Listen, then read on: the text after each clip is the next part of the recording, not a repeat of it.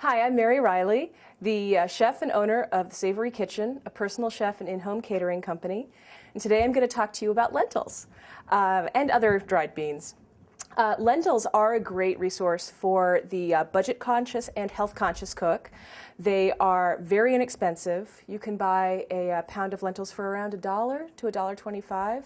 They're very easy to cook. Just put them in water and simmer, and they're incredibly nutritious. In fact, if you're on a vegetarian diet, combining lentils or other beans with rice in equal portions makes what's called a complete protein. So that can be a complete meat replacement for your meal. There are 4 kinds of lentils you're generally going to find in a supermarket. The traditional green lentil, what are called lentilles de Puy, which are a French lentil that comes from the town of Puy in France, black beluga lentils, and red lentils. These 3 lentils, the green, the lentilles de Puy, and the black, are all just a seed, just like a kidney bean or a cannellini bean or some other kind of bean you'd find at the market. They're just each individually a little seed, and when we cook them, they fluff up and become delicious and wonderful to eat. And my cats love lentils too. The difference with red lentils are the same type of thing as regular lentils, however the skins have been removed. So when you look at a red lentil, you'll see that it's almost cut in half, and that's because the outer skin has been removed and the inner flesh of the lentil is there. Red lentils are cooked a tiny bit differently than the others, and I'll talk about that in a second.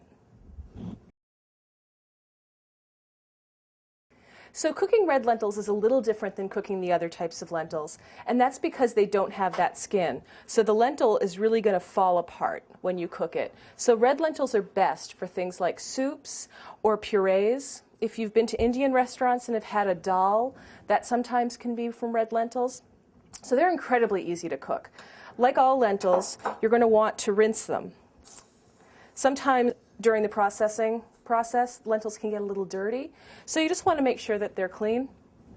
And you can just do that in a colander. And you can take a look at the water as it's run through. This is a little cloudy, so what I'm going to want to do is rinse these one more time.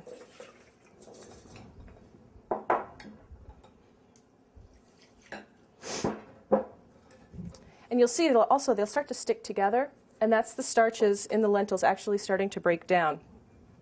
So you can see they'll be pretty sticky when they're cooked. So then you would just dump those lentils into a saucepan, cover them with more water. Red lentils, unlike others, will stay milky. The water won't ever get clear. And then just simmer this over low heat until they're cooked all the way through. And you'll know they're cooked all the way through when they're completely soft. It's going to turn into an orange puree, and you can season that with salt and pepper and any other flavorings you'd like. And again, turn that into a soup or use it as a side dish. To cook green lentils, or the lentilles de Puy or black beluga, the method's the same.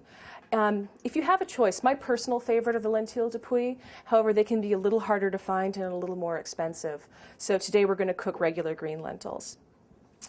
You can measure out your lentils. In this case, I want about 3 cups of cooked lentils. Lentils and most dry beans will expand by about 3 times. So here I'm using a cup of dry lentils for the 3 cups I want for my finished recipe. And I'm going to rinse them again just to make sure that they're clean. Depending on where you've sourced them from, you may want to pick through them to make sure there's no stones or any other foreign matter. A product like this is harvested mechanically, and sometimes a lentil-sized rock can make it into your bag. It can be a pretty bad surprise to find that in your salad. So I'm just going to rinse these. The water's pretty clear, so I'm not at all worried about them being dirty. I'm just going to put them into a saucepan.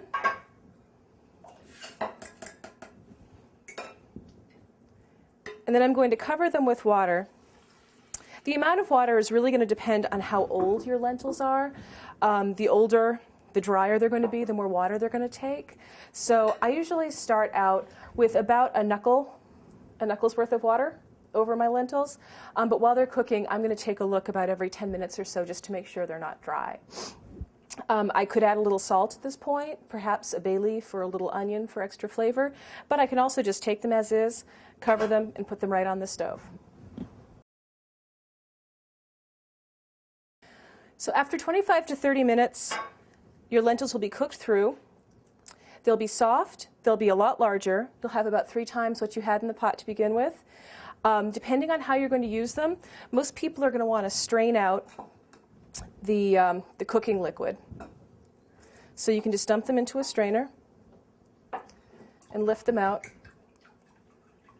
And there you've got your lentils.